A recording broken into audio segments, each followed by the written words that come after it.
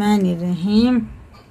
آدم علیہ السلام سے محمد صلی اللہ علیہ وسلم تک۔ پارٹ 8 ہے حضرت صالح علیہ السلام کا۔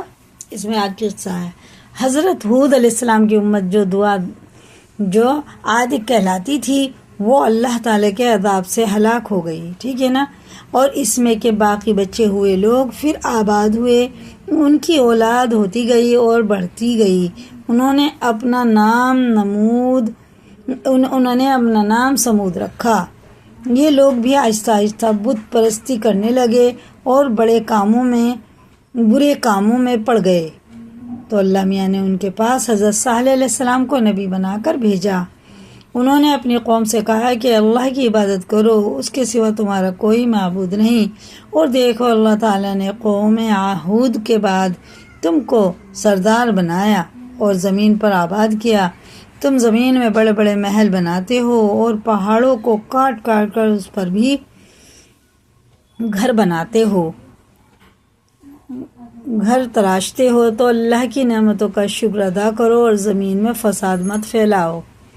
بچوں، ان کی قوم کے امیر اور سردار لوگ جو غرور کرتے تھے، انہوں نے ان غریبوں سے پوچھا جو حضرت صالح علیہ السلام پر ایمان لے آئے تھے کہ بھلا تم کو یقین ہے کہ صالح کو اللہ نے نبی بنا کر بھیجا ہے؟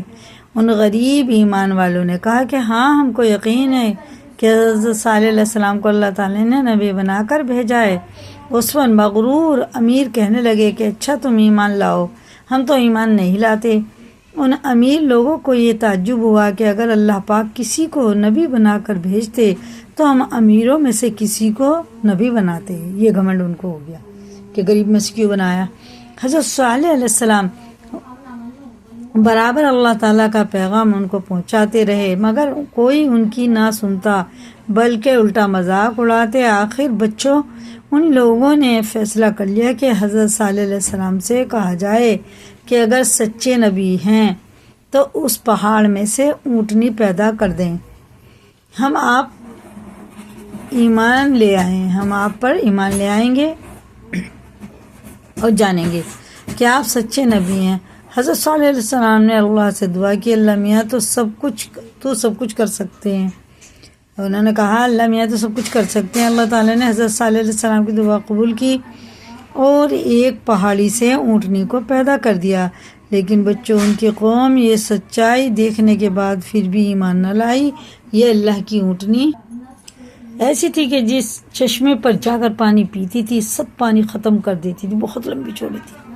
اب تو ان کی قوم کے لوگ اور بھی پریشان ہوئے۔ حضرت صالح علیہ السلام نے اپنی قوم سے کہا کہ دیکھو، اس اونٹنی کے لیے باری مقرر کر لو۔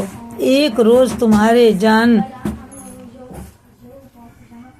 تمہارے جانور چشمے سے پانی پیئیں اور ایک روز یہ اونٹنی پیے، لیکن دیکھو اس کو بری نیت سے ہاتھ نہ لگانا، یعنی اس کو تکلیف نہ پہنچانا، ورنہ تمہارے حق میں اچھا نہ ہوگا۔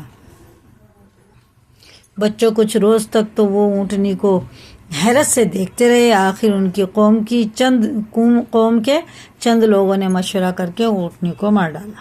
پہلے تو اونٹنی مانگی اور اس کے بعد ان سے برداشت نہیں ہو پائی، اسے مار ہی ڈالا۔ حضرت صالح علیہ السلام کو اس کی خبر ہوئی تو آپ کو بہت رنج ہوا اور انہوں نے اپنی قوم سے کہا کہ میں نے تم کو منع کیا تھا کہ اس اونٹنی کو تکلیف مت دینا، ورنہ تم پر جلد اللہ کا عذاب آئے گا، مگر تم نے نہ مانا۔ اب تم لوگ اپنے گھروں میں 3 روز اور مزے کر لو، اس کے بعد اللہ کا عذاب آئے گا جو تم سب کو ختم کر دے گا۔ چنانچہ بچوں ایسا ہی ہوا۔ اللہ تعالیٰ نے حضرت صالح علیہ السلام اور ان لوگوں کو بچا لیا جو ایمان لے آئے تھے، لیکن جو لوگ ایمان نہیں لائے تھے، ایک بڑی ہیبت ناک درد اور خوفناک آواز پیدا ہوئی جس سے وہ اپنے گھروں میں اوندھے پڑے رہ گئے اور مر گئے، جبکہ پہاڑ کھود کے گھر بناتے تھے۔ اب بھی ہیں وہ گھر ایسے کیسی، ایسا معلوم ہوتا تھا کہ کبھی یہاں رہتے ہی نہ تھے۔ بچوں، جو لوگ خدا کے حکم پر نہیں چلتے اور پیغمبروں کا کہنا نہیں مانتے، ان کا یہی حال ہوتا ہے۔